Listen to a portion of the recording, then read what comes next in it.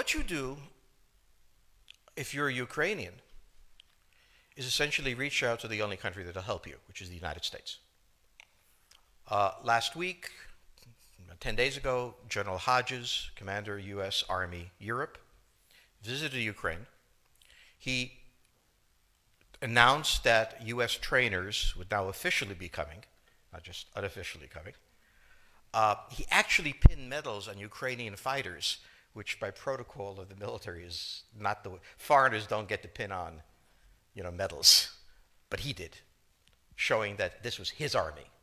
He then left and in the Baltics announced that the United States would be pre-positioning armor, artillery, and other equipment in the Baltics, Poland, Romania, and Bulgaria, which is a very interesting point.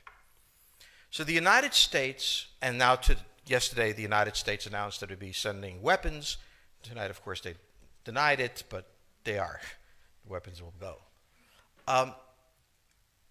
In all of this, the United States has acted outside the context of NATO. Because NATO has to have a 100% vote. Any one country can veto anything. And the Turks will veto it just for giggles. The point is that the United States is prepared to create a cordon sanitaire around Russia. Russia knows it. Russia believes that the United States intends to break the Russian Federation. I think that, as Peter Lorre put it, we don't want to kill you, we just want to hurt you a little bit. Either way, we are back at the old game. And if you go ask a Pole or a Hungarian or a Romanian, they live in a totally different universe from a German. And they live in a totally different universe from a Spaniard. So there is no commonality in Europe. But if I were a Ukrainian, I would do exactly what they're doing. Try to draw the Americans in. No place is really Pacific for very long. I mean, neither the United States, we have constant wars, okay? Europe will, I suspect, not return to the 31 years, but it will return to humanity. They will have their wars, they will have their peace, they will live their lives. It will not be 100 million dead, but the idea of the European exceptionalism, I think, is the one suffering the first death. There will be conflict. There was conflict in Yugoslavia, and there's certainly conflict now in Ukraine. As to the relationship to the United States, we no longer have a relationship with Europe. We have a relationship with Romania, we have a relationship with France. There is no Europe to have a relationship with. Yes, the gentleman in the fourth row over here. Excuse me. By the way, I'm a subscriber. Thank Is Islamic extremism really the major threat to the United States, and will it die on its own, or will it keep growing? It is a problem to the United States. It is not an existential threat. It has to be dealt with, but it has to be dealt with proportionately. We have other foreign policy interests. So, the primordial interest of the United States, over which for a century we have fought wars, the First, Second Cold War, has been the relationship between Germany and Russia, because united they are the only force that could threaten us, and to make sure that that doesn't happen. The United States has a fundamental interest. It controls all the oceans of the world. No power has ever done that. Because of that, we get to invade people and they don't get to invade us. It's a very nice thing. Maintaining control of the sea and control of space is the foundation of our power. The best way to defeat an enemy fleet is to not let it be built. The way the British managed to make certain that no European power could build a fleet was to make sure the Europeans were at each other's throats. The policy that I would recommend is the one that Ronald Reagan adopted toward Iran and Iraq. He funded both sides so they would fight each other and not fight us. This was cynical. It was certainly not moral. It worked. And this is the point. The United States cannot occupy Eurasia. The moment the first boot sets the ground, the demographic differential is we are totally outnumbered. We can defeat an army. We cannot occupy Iraq. The idea that 130,000 men would occupy a country of 25 million, well, the ratio in New York of cops to citizens was greater than we had deployed in Iraq. So we don't have the ability to go across, but we do have the ability to, first, support various contending powers so they concentrate in themselves with political support, some economic support, military support, advisors, and in extremis, do what we did in Japan, in Vietnam, in Iraq, and in Afghanistan, spoiling attacks. The spoiling attack is not intended to defeat the enemy. It's intended to throw him off balance. What we did in each of these wars, in Afghanistan, for example, is we threw Al-Qaeda off balance. The problem we have, since we're young and stupid, is that having thrown them off balance, instead of saying, okay, job well done, let's go home, we said, well, that was easy. Why don't we build a democracy here? This was the moment of dementia that came in.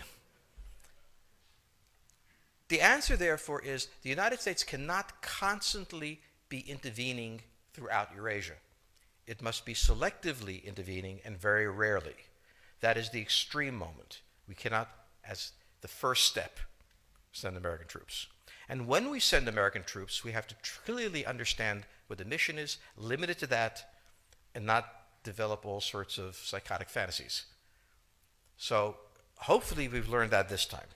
It takes a while for kids to learn lessons. But I think you're absolutely right. We cannot, as an empire, do that. Britain didn't occupy India. It took various Indian states and turned them against each other and provided some British officers for an Indian army. The Romans did not send vast armies out there. It placed kings like,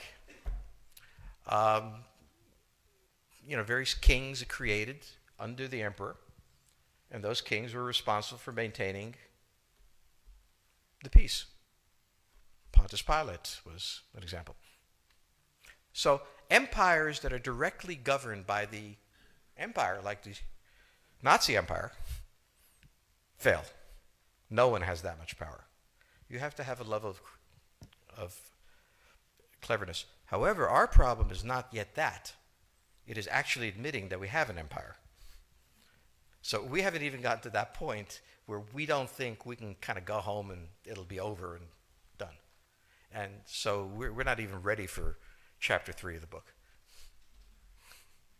The question on the table for the Russians is, will they retain a buffer zone that's at least neutral? Or will the West penetrate so far in the Ukraine that they're 70 miles away from Stalingrad and 300 miles away from Moscow? For Russia, the status of Ukraine is an existential threat. And the Russians cannot let go.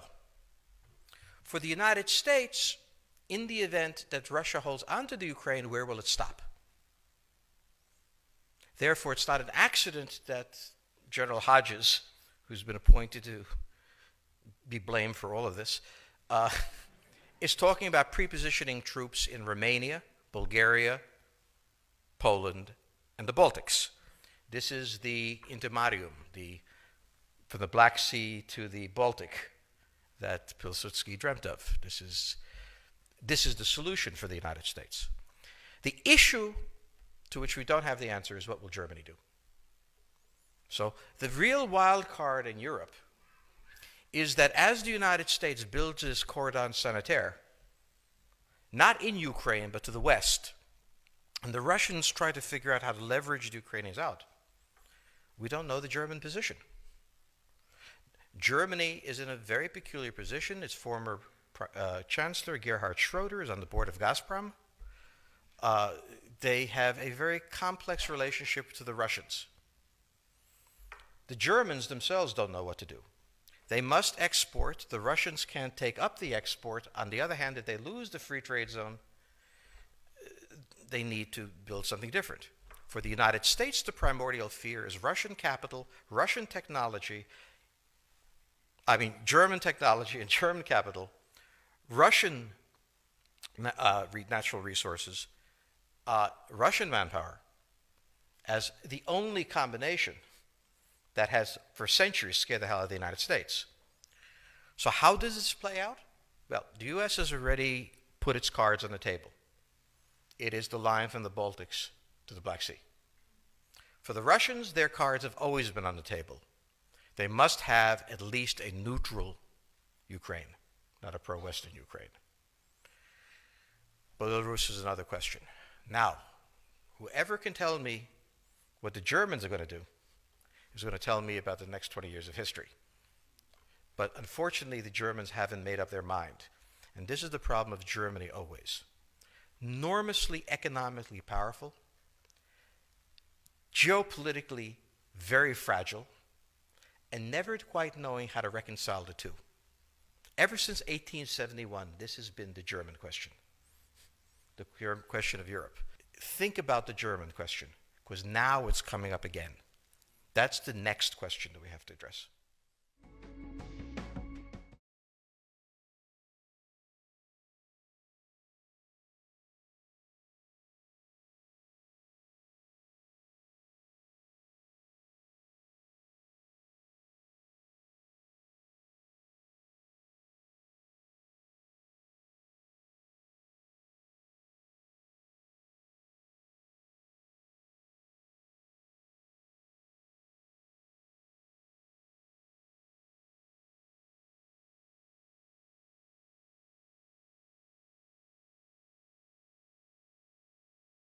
Saw on backstage in your opening monologue that you mentioned Dick Cheney, this kind of, embittered bacteria of of humanity, who, and I think about it. It's always a surprise to me to remember that through bionic technology and so on, this guy's still here,